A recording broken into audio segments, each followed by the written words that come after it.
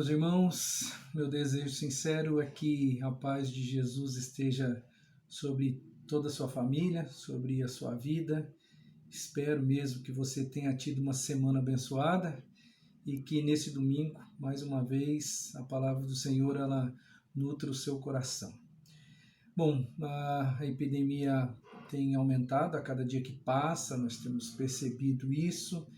E agora já não parece mais uma coisa distante. Muitos de nós estamos percebendo que essa epidemia está chegando cada vez mais perto, né? Alguns familiares, alguns amigos, e é um período que a gente precisa de muita fé, é um período que a gente precisa da graça de Deus na nossa vida, precisamos de milagres do Senhor na nossa vida, e a gente precisa muita fé para sobreviver a esse tempo difícil que todos nós estamos passando. Em função disso, hoje eu trago para você um tema relativo à fé. Vamos abrir as Bíblias juntos aí, Mateus capítulo 8, dos versos 5 até o 13. Diz assim a palavra de Deus, com referência ao encontro de Jesus com um centurião romano. Entrando Jesus em Cafarnaum, dirigiu-se a ele um centurião pedindo-lhe ajuda e disse: Senhor, meu servo está em casa, paralítico e em terrível sofrimento. Jesus lhe disse: Eu irei curá-lo. Respondeu o centurião: Senhor, não mereço receber-te debaixo do meu teto, mas dize apenas uma palavra e o meu servo será curado. Pois eu também sou homem sujeito à autoridade e com soldados sob o meu comando. Digo a um, vá, e ele vai, e a outro, venha, e ele vem. Digo ao meu servo, faça isso, e ele faz. Ao ouvir isso, Jesus admirou-se e disse aos que o seguiam: Digo-lhes a verdade, não encontrei em Israel ninguém com tamanha fé. Eu lhes digo que muitos virão do Oriente e do Ocidente, e se sentarão à mesa com Abraão, Isaque e Jacó no reino dos céus. Mas os súditos do reino serão lançados para fora, nas trevas, onde haverá choro e ranger de dentes. Então Jesus disse ao centurião: Vá, como você creu, assim lhe acontecerá. Na mesma hora, o seu servo foi curado. Eu quero intitular a palavra de hoje como uma fé digna de ser imitada. Essa fé, ela foi uma fé digna de nota de Jesus. E não é à toa que esse texto está aqui na palavra de Deus, está na Bíblia, para que hoje ele sirva de referência para mim e para você. Bom, essa fé digna de ser imitada, ela se deu em um cenário. O cenário é a cidade de Cafarnaum. Cafarnaum era uma pequena vila, uma vila às margens do Mar da Galileia. Cafarnaum era uma cidade que situava ali a nordeste do Mar da Galileia. Ela era importante na época de Jesus, porque ali a estrada que ligava a Palestina para a Síria, ela passava por Cafarnaum. E em função disso, aquele local era estratégico. Por isso que ali havia duas coisas interessantes. Ali havia um posto alfandegário, onde era coletado imposto para o Império Romano. E em função também deste posto de coleta, existia também ali uma guarnição romana, existia ali soldados romanos, e eles estavam sob a autoridade desse centurião que se encontra com Jesus nesse momento. Então essa guarnição romana, se nós trouxéssemos para os nossos dias, né, a guarnição romana seria a Polícia Federal e o posto de coleta seria a Receita Federal, né? Seria onde o imposto era cobrado das pessoas, né, que passavam, fossem transportadores de mercadorias ou mesmo as pessoas que viviam ali na Galileia deveriam pagar o seu imposto também ao Império Romano. Após sair de Nazaré, Jesus foi viver em Cafarnaum. E ele viveu ali durante um bom tempo da sua vida. Cafarnaum era conhecida como a cidade de Jesus. Em alguns momentos no Evangelho, a narrativa vai dizer exatamente isso, né? Na sua cidade. Jesus voltou para a sua cidade, alguma coisa assim. E isso dizia respeito à cidade de Cafarnaum. Então, apesar dela ser pequena em tamanho, alguns historiadores dizem que na época de Jesus, Cafarnaum deveria ter aí por volta de 1.500 pessoas só. Mas apesar de pequena, ela era a cidade mais importante da região ali do Mar da Galileia. Então, é bom que você entenda todos esses parâmetros da cidade para você perceber uma interpretação real dos acontecimentos ali daquele dia. O centurião ele era romano.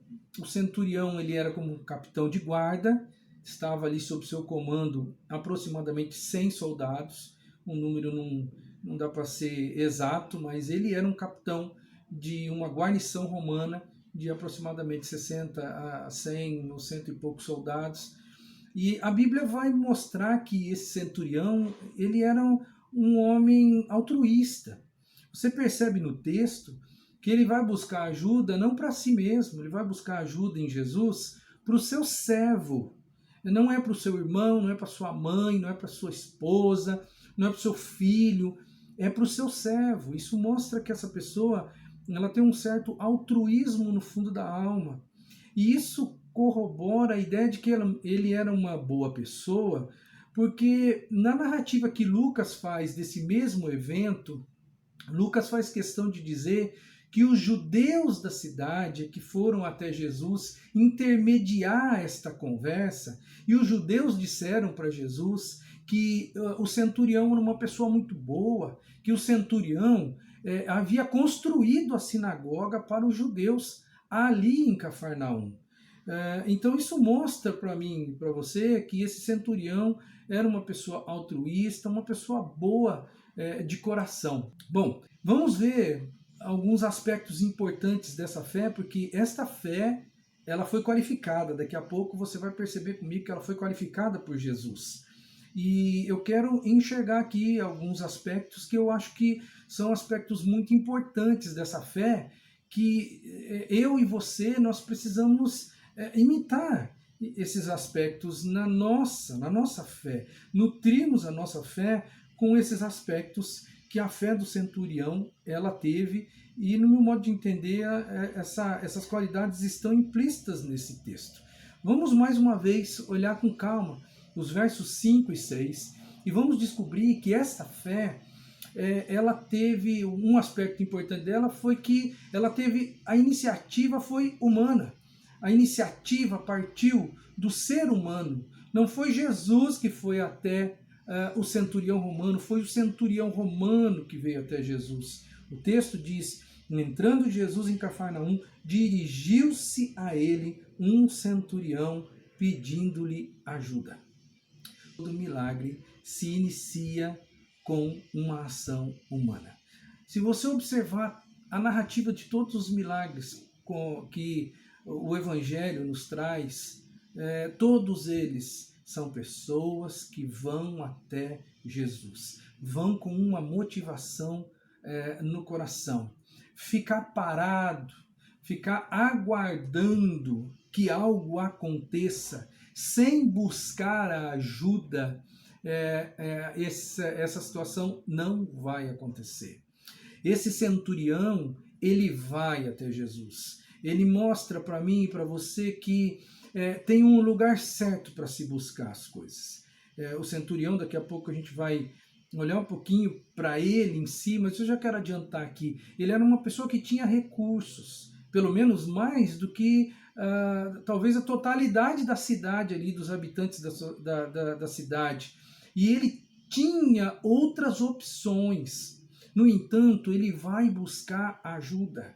Ele vai até o lugar certo, que na ótica dele é o lugar certo. Ele vai buscar em Jesus. Mas eu quero deixar claro para você uma coisa.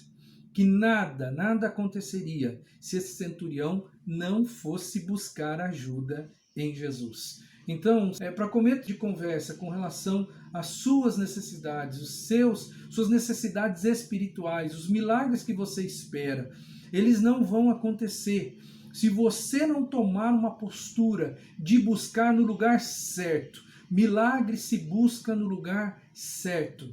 Milagre se busca em Jesus. Ele é o único capaz de realizar milagres na sua vida. E a Bíblia, ela nos ensina a buscar. Se você observar uma página anterior a esse texto que nós lemos, em Mateus no capítulo 7, versículos 7 e 8, diz o seguinte: peçam e lhes será dado, busquem e encontrarão, batam e a porta lhes será aberta, pois todo o que pede recebe, o que busca encontra, e àquele que bate, a porta será aberta. Nenhum milagre acontece se você de alguma forma não for até Jesus. Ele ensinou a gente a fazer isso. Então, o primeiro aspecto importante aqui que eu e você precisamos ter para que a nossa fé seja uma fé digna de ser imitada como a desse centurião, é nós irmos até Jesus.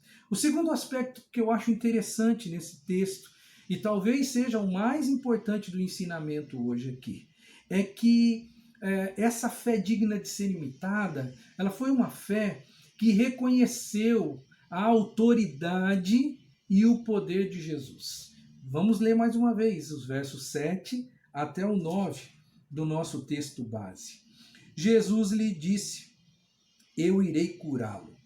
Respondeu o centurião: Senhor, não mereço receber-te debaixo do meu teto, mas dize apenas uma palavra e o meu servo será curado.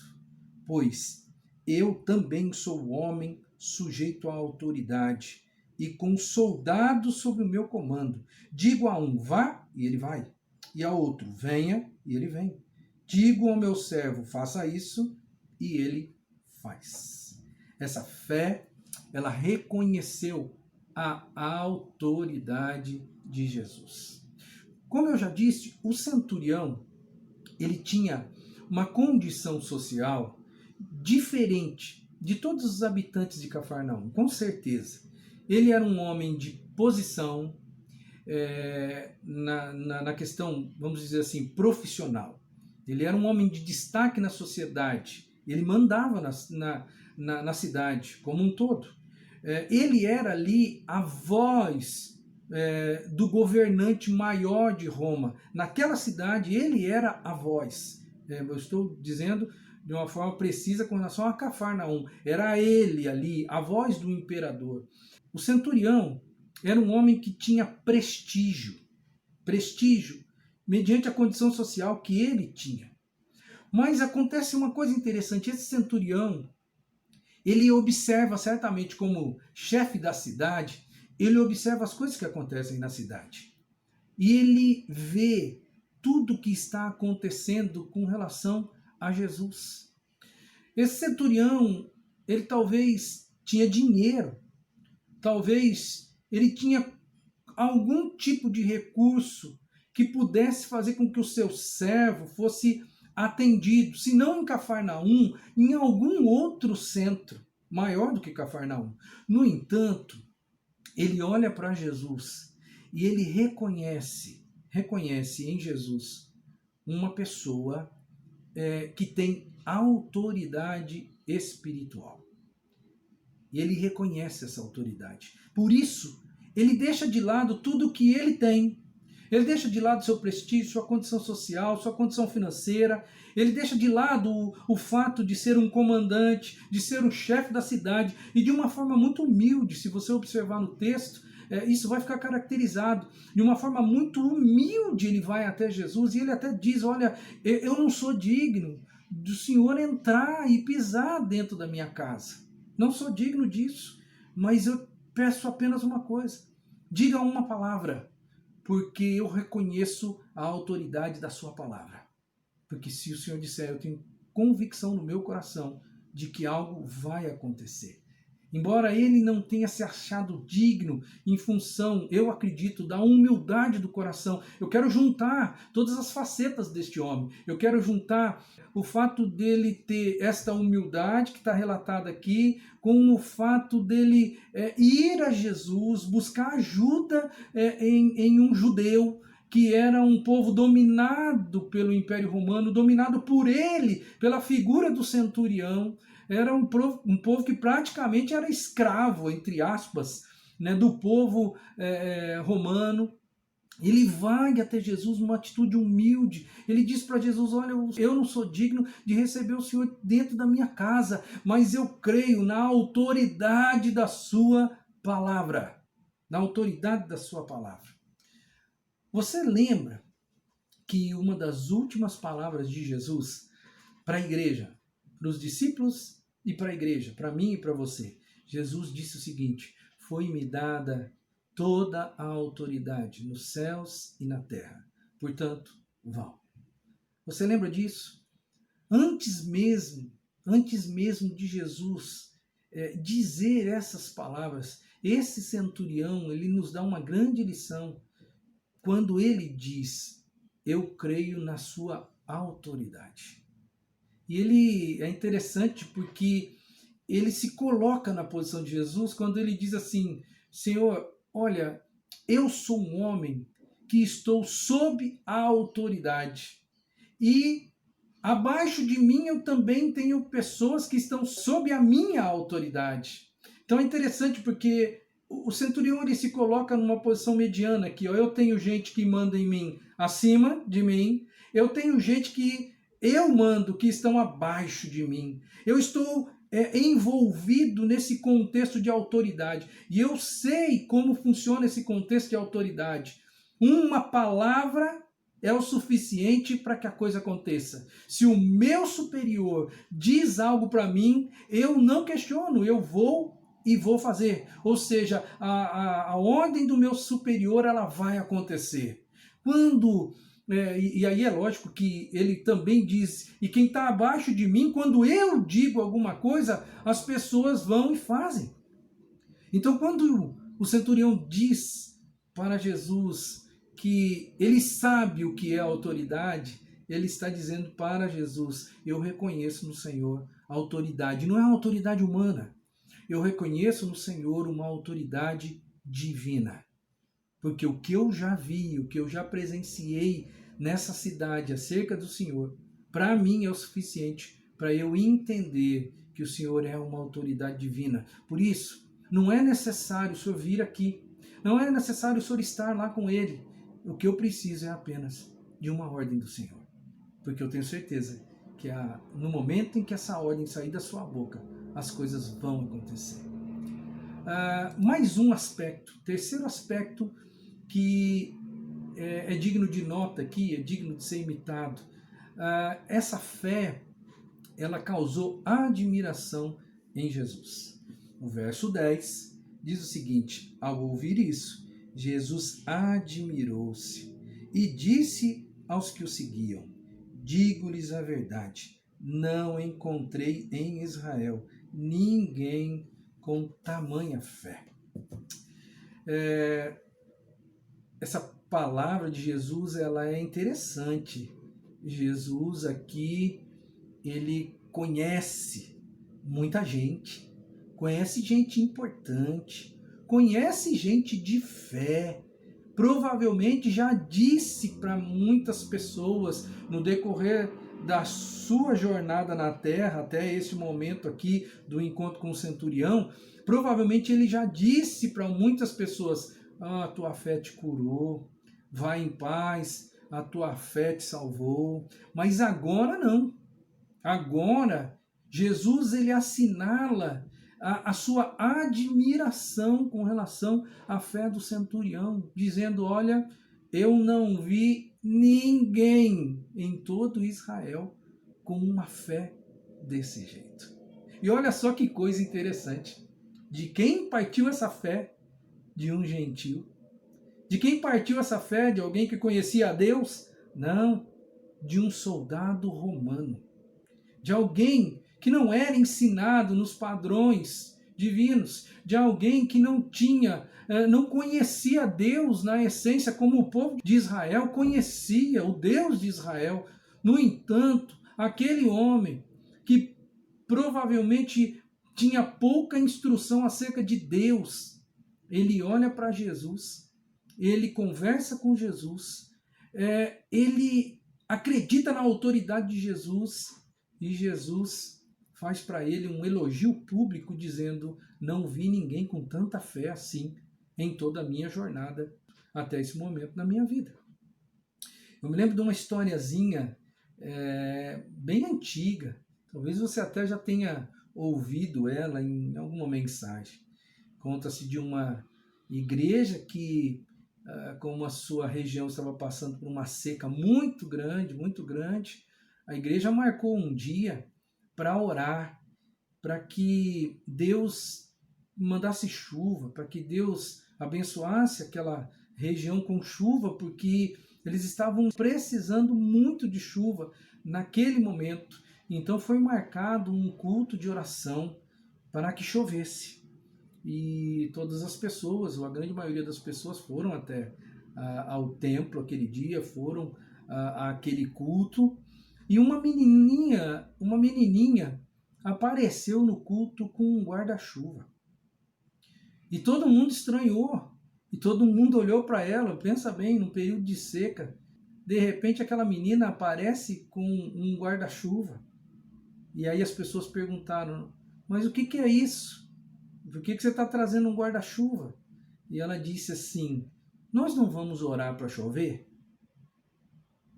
Pois é, essa história, ela ilustra bem aquilo que às vezes a gente vive como cristãos. Nossa fé às vezes é muito pequena, irmãos. A nossa fé não é digna de admiração de Jesus. A gente pede as coisas, mas cheio de dúvida no coração. Até certo ponto, a nossa fé, embora seja espiritual, nossa fé é lógica. Porque Jesus disse que se nós tivermos, nós vamos conseguir. Mateus, no capítulo 17, versículo 20, os discípulos tiveram uma situação difícil, lá não conseguiram resolver, perguntaram para Jesus: por que não deu certo? Por que nós não conseguimos resolver? E Jesus disse: é porque a fé de vocês é pequena. Se a fé de vocês fosse do tamanho de um grão de mostarda, que é algo muito pequeno, se ela fosse, vocês poderiam pedir para esse monte: sai daqui e vai para lá, e ele iria. Então, pensa bem, se Jesus disse para a gente que a nossa fé, o tamanho da nossa fé importa no reino espiritual, no reino dos céus, a gente precisa se questionar se a nossa fé, a qualidade da nossa fé, ela está causando admiração em Jesus. Eu disse que até certo ponto a fé é lógica, porque quem tem, recebe, quem não tem, não recebe. Eu disse até certo ponto. Por quê? Porque tem um parênteses aqui também, é claro. Eu tenho que levar em consideração a soberania de Deus. Nem tudo que eu vou pedir, Deus vai atender. Porque Deus tem decretos e planos maiores do que os meus. E às vezes eu sou tão estúpido que eu peço algumas coisas para mim, que Deus, por amor a mim, Ele não atende. Então, é lógico que, por isso eu disse, até certo ponto a fé é lógica. Se eu tenho, as coisas acontecem. Se eu não tenho, elas não acontecem. Essa fé do centurião foi digna de admiração de Jesus. Eu quero fazer uma analogia que, na verdade, não é minha essa ideia. Eu ouvi uma pessoa fazer essa analogia e eu achei fantástico. Um outro pastor que teve... ele conseguiu enxergar algo que eu não havia enxergado ainda. Ele fez uma comparação de 2 episódios. Desse episódio do centurião com um episódio da ressurreição de Lázaro. O evento espiritual mais, o ápice em termos de milagre de Jesus aqui na Terra foi a ressurreição de Lázaro. E ali aconteceu uma coisa interessante, porque Jesus, você conhece a história ali, você vê que Jesus demora para chegar, e quando Jesus chega lá, praticamente já é ali no velório de Lázaro, as duas irmãs, tanto Marta quanto Maria, as duas falaram a mesma coisa para Jesus. Elas disseram assim: Senhor, se o Senhor estivesse aqui, o meu irmão não teria morrido. Você lembra que Marta mandou chamar Jesus quando Lázaro ficou doente e quando ela percebeu que aquela doença seria uma doença complicada. Mandou chamar Jesus. No entanto, nem Marta e nem Maria tiveram esta fé que o centurião teve. Porque o centurião falou assim: o senhor não precisa estar lá. O senhor não precisa ir até a minha casa. O senhor não precisa colocar a mão no meu servo. Basta uma palavra. Se o senhor disser, eu tenho plena convicção de que vai acontecer. Se Marta tivesse esta mesma fé, né, talvez Jesus fizesse as coisas diferentes e Lázaro seria curado antes. Eu só estou trazendo essa ideia para você ver a diferença de perspectiva. Eu creio no fundo da minha alma, tá, de que Jesus ele tinha um plano na questão de Lázaro. Ele queria que Lázaro morresse. Ele queria que Lázaro ficasse mais de 3 dias morto, porque Jesus queria causar um espanto no povo judeu ressuscitando Lázaro, e o fez. Mas eu quero deixar claro para você aqui a diferença de visão na questão de fé, porque Marta e Maria, elas tinham a ideia de que Jesus precisava estar presente para que o milagre acontecesse. E o centurião, ele foi na contramão dizendo: não precisa da sua presença. O que precisa é da sua palavra. O que precisa é da sua autorização. Se o senhor falar, vai acontecer. Ah, meu querido, eu queria ter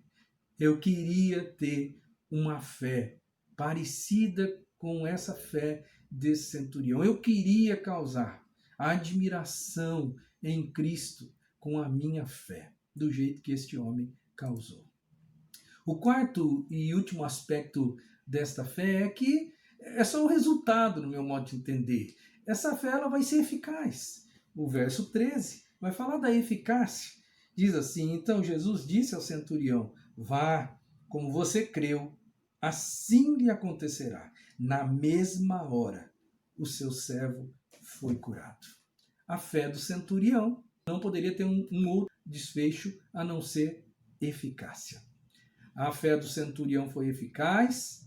A fé daquela menina que eu contei da história foi eficaz, porque ela levou um guarda-chuva, porque ela pediu para Jesus, ou iria pedir para Jesus para que chovesse. Ao final daquele culto, choveu. E a única pessoa que foi embora para casa sem se molhar foi a menina que levou o guarda-chuva.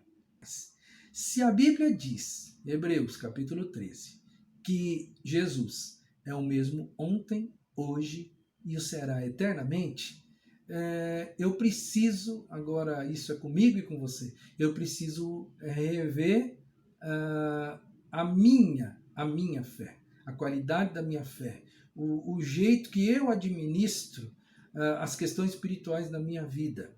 Porque se não está havendo eficácia na minha fé, algum problema está acontecendo. Então eu preciso pedir para Deus, para Ele mostrar para mim onde eu preciso me corrigir, o que é que está acontecendo, o porquê que as coisas de repente não acontecem. Porque se Jesus não mudou, a única coisa que a lógica me diz tem alguma coisa comigo que ainda não está certa e precisa ser resolvida.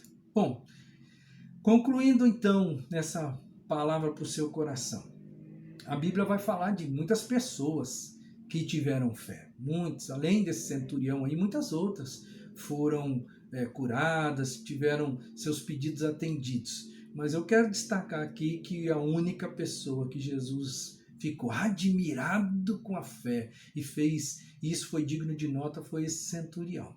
Isso impulsiona a mim e a você para nós melhorarmos a nossa qualidade ou a qualidade da nossa fé. Algumas pessoas foram ensinadas de uma forma errada, no meu modo de entender, e elas têm medo de pedir para que Deus aumente a fé delas. Né? Porque, na verdade, nós deveríamos pedir: Deus, aumenta a minha fé.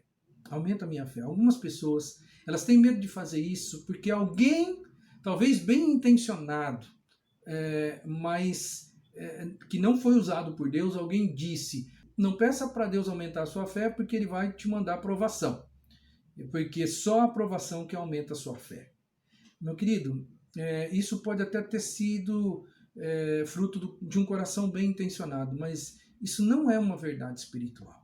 Nós precisamos sim pedir para o Senhor para que Ele aumente a nossa fé. E não necessariamente vão acontecer tragédias na nossa vida para que a nossa fé seja aumentada. Eu não creio assim. Eu creio que Jesus, Ele dá aquilo que a gente espera.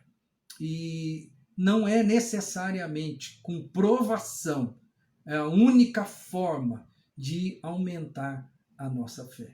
Então, peça para Deus. Eu quero incentivar você a pedir para Deus para que Ele aumente a sua fé. Porque hoje nós estamos precisando cada vez mais de fé no Senhor. Tá? Quanto mais fé, mais vitória. Quanto mais vitória, mais alegria. Quanto mais alegria, mais prazer de viver.